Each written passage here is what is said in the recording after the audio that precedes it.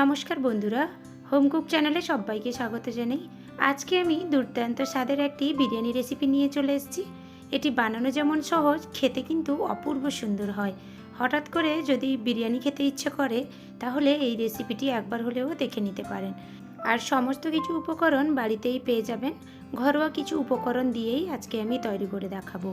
তবে চলুন আমি রেসিপিটি শুরু করে ফেলছি, আপনারা সঙ্গে থেকে দেখতে থাকুন। প্রথমে আমি একটা মশলা তৈরি করব। তার জন্য একটা মিক্সিং জার নিয়ে দুটো মিডিয়াম সাইজের পেঁয়াজকে 4 টুকরো করে কেটে আমি দিয়ে দিলাম। আর দিয়ে দিচ্ছি 8টা থেকে 10টার মতো রসুনের কোয়া। আর দিয়ে দেব বেশ কিছুটা পরিমাণ আদার টুকরো। আমি এখানে প্রায় 1.5 থেকে 2 ইঞ্চের মতো আদার টুকরোকে কুচি করে কেটে নিয়েছি। আর দিয়ে দিলাম স্বাদ মতো কাঁচা লঙ্কা। আমি এখানে দুটো দিয়েছি, আপনারা একটু বেশি খেতে চাইলে বেশি দিয়ে দেবেন। আর দিয়ে দিলাম দুটো মিডিয়াম সাইজের টমেটো। এগুলোকে একদম মিহি করে পেস্ট তৈরি করে নিলাম। এবার আমি এখানে একটা বড় কড়াই নিয়ে নিয়েছি। যেহেতু আমি এক পাকে বানাবো তার জন্য একটা বড় সাইজের পাত্র নিয়েছি। আর আমি এখানে প্রায় 700 গ্রামের মতো চিকেন দিয়ে দিলাম। আর চিকেনগুলোকে ধুয়ে পরিষ্কার করে রেখেছিলাম। এবার দিয়ে দিলাম প্রায় 150 গ্রামের মতো ফেটানো টক দই। এটা কিন্তু বাজার থেকে কেনা, আপনারা চাইলে বাড়িতে বানানো টক দইও কিন্তু ইউজ করতে পারেন। এবার যে মিক্সিং জারে একটা মশলা পেস্ট করে রেখেছিলাম, ওই মশলাটা পুরোটাই আমি এখানে দিয়ে দিলাম। আর দিয়ে দিলাম স্বাদ মতো লবণ। এবার দিয়ে দিচ্ছি 1 টেবিল স্পুনের মতো বিরিয়ানি মশলা। এটা বাড়িতে বানানো বিরিয়ানি মশলা।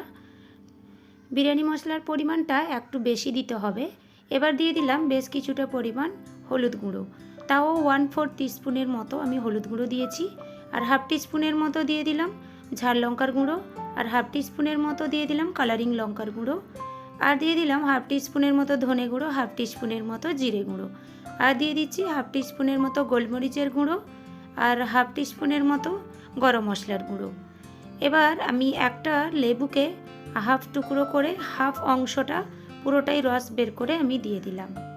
লেবুর রসটা অবশ্যই দেওয়ার চেষ্টা করবেন। লেবুর রস দিলে মাংসের সাথে তো মাংসগুলো ঘেটে যাবে না, একদম গোটা গোটা ভাব থাকবে, যেহেতু আমি এক পাকে বানাবো। এবার দিয়ে দিলাম বেশ কিছুটা পরিমাণ পুদিনা পাতা কুচি আর বেশ কিছুটা পরিমাণ ধনে পাতা কুচি। এবার সমস্ত কিছুকে খুব ভালো করে একসাথে মেখে নেব। আর এই চিকেনটাকে যত বেশি মশলার সাথে ভালো করে মাখাতে থাকবেন তত কিন্তু চিকেনটা নরম তুলতুলে হবে। এবার আমি সমস্ত কিছু ভালো করে মেখে নিয়েছি। এবার ঢাকনা দিয়ে প্রায় আমি আধ ঘন্টার মতো সাইডে রেখে দিয়েছিলাম। এবার চলে এলাম রান্নার কাছে। এবার গ্যাসে একটা প্যান বসিয়ে বেশ কিছুটা পরিমাণ তেল দিয়ে আমি এখানে কয়েকটা আলু ব্যবহার করছি।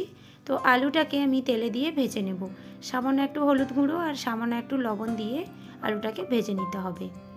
এবার গ্যাসের ফ্লেমটা হাইতে করে নেড়েচেড়ে আমি আলুগুলোকে একদম লাল লাল করে ভেজে নেব। আলুগুলোকে খুব ভালো করে আমি লাল লাল করে ভেজে নিয়েছি। এবার আমি ভাজা আলুগুলোকে একটা প্লেটে তুলে নিচ্ছি। খুব তাড়াহুড়োর মধ্যে বিরিয়ানি খেতে ইচ্ছে করলে এই রেসিপিটা কিন্তু একদম পারফেক্ট একটি রেসিপি। আর খুব তাড়াতাড়িও কিন্তু তৈরি হয়ে যায়। আলুগুলো ভেজে তুলে নিয়েছি। এবার চিকেনটা যে আমি আধ ঘন্টার মতো ঢাকনা দিয়ে রেখে দিয়েছিলাম, আবার চলে এলাম আধ ঘন্টার পরে। ঢাকনাটা খুলে নিয়ে আমি এখানে প্রায় 100 গ্রামের মতো তেল দিয়ে দিলাম, রান্নার তেল। আর কয়েকটা গোটা গরম মশলা অ্যাড করব। তার মধ্যে 5টার মতো দারচিনি স্টিক দিয়ে দিলাম। আর একটা স্টার দিয়ে দিলাম। আর 4টের মতো লবঙ্গ, দুটো এলাচ। আর দিয়ে দেবো একটা বড় এলাচ। আর দিয়ে দিচ্ছি দুটো তেজপাতাকে টুকরো করে। যেহেতু আমি এক পাকে বিরিয়ানিটা বানাবো তার জন্য গরম মশলা সব কিছুই আমি একসাথে অ্যাড করে দিচ্ছি। এবার আবারও আমি খুব ভালো করে একটু মেখে নেব। মেখে নিয়ে আবারও 10 মিনিটের মতো আমি সাইডে রেখে দেবো। এবার চলে এলাম রান্নার কাছে। গ্যাসে কড়াইটা বসিয়ে দিয়ে আমি গ্যাসের ফ্লেমটা হাইতে করে দিয়েছিলাম। আর দিয়ে দিলাম ওই যে ভেজে তুলে রাখা আলুগুলো। এবার সামান্য একটু নেড়েচেড়ে আলুর সাথে একটু মিক্স করে নিচ্ছি। খুব ভালো করে নেড়েচেড়ে মিক্স করে নিয়েছি। গ্যাসের ফ্লেমটা একদমই হাইতে করা আছে। এবার ঢাকনা দিয়ে প্রায় আমি 5 থেকে 6 মিনিটের মতো রেখে দিলাম। 5 থেকে 6 মিনিট যতক্ষণ ঢাকনা দেওয়া আছে ততক্ষণে আমি চালটা ভিজিয়ে রেখে দেবো। প্রথমে কিন্তু আমি চালটা ভিজিয়ে রাখতে ভুলে গেছিলাম। তো আমি এখানে 700 চিকেনে 500 গ্রামের মতো চাল নিয়েছি, বাসমতি রাইস। এবার চালটাকে ভালো করে ভিজিয়ে রেখে দিলাম। আবার চলে এলাম রান্নার কাছে। ঢাকনাটা খুলে নিয়ে আবারও আমি নেড়েচেড়ে একটু মিক্স করে দিলাম। এবার কিন্তু গ্যাসের ফ্লেমটা আমি লোতে করে দিয়েছি। এবার গ্যাসের ফ্লেমটা লোতে রেখে আমি ঢাকনা দিয়ে আবারও 5 থেকে 7 মিনিটের মতো রেখে দিলাম। 5 থেকে 7 মিনিট হওয়ার পরে আবারও আমি ঢাকনাটা খুলে নিলাম। চিকেনটা একদম ভালোভাবে কষিয়ে গেছে। আবারও একটু আমি নাড়াচাড়া করে একটু মিশিয়ে নিচ্ছি।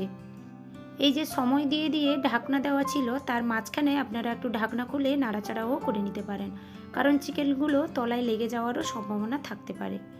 এবার চিকেনটা ভালোভাবে কষানো হয়ে গেছে। চালটা যে আমি ভিজে রেখেছিলাম, ধুয়ে জলটা ঝারিয়ে আমি সমস্ত চালগুলো এই চিকেনের মধ্যে অ্যাড করে দিলাম। এবার গ্যাসের ফ্লেমটা হাইতে করে আবারও আমি প্রায় 2 থেকে 3 মিনিটের মতো চাল শুদ্ধ চিকেনটাকে ভালো করে একটু কষিয়ে নিলাম। এবার প্রয়োজন মতো জল আমি অ্যাড করে দিলাম। এখানে প্রায় আমি 1 লিটারের মতো জল দিয়েছি, কারণ এক পাকে যেহেতু হবে, আলু সেদ্ধ হওয়ার আছে আর ভাতটাও হওয়ার আছে, তো আমি পরিমাণ মেপে জলটা ইউজ করেছি। এবার একটু ফুটে আসা পর্যন্ত অপেক্ষা করলাম। তরকারিটা একটু ফুটে আসতে তারপরে আবারও আমি একটু নাড়াচাড়া করে মিক্স করে নিলাম। এবার গ্যাসের ফ্লেমটা মিডিয়ামে রেখে আমি প্রায় 10 মিনিটের মতো ঢাকনা দিয়ে রেখে দিয়েছিলাম। 10 মিনিট পরে আবারও আমি ঢাকনাটা একটু খুলে নিচ্ছি। এবার ওপর থেকে আবারও কিছুটা পরিমাণ ধনেপাতা কুচি আর পুদিনা পাতা কুচি দিয়ে দিলাম ওপর থেকে।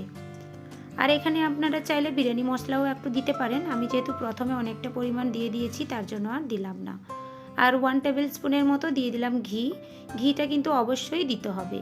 এবার ঢাকনা দিয়ে স্লো ফ্লেমে আমি আবারও 10 মিনিটের মতো রেখে দিয়েছিলাম। 10 মিনিট হওয়ার পরে ঢাকনাটা খুলে নিলাম। বিরিয়ানি আমার সম্পূর্ণ রেডি হয়ে গেছে। একসাথে হাতে মেখে সব কিছুকে আমি খুব সহজে কিন্তু বিরিয়ানিটা তৈরি করে ফেললাম।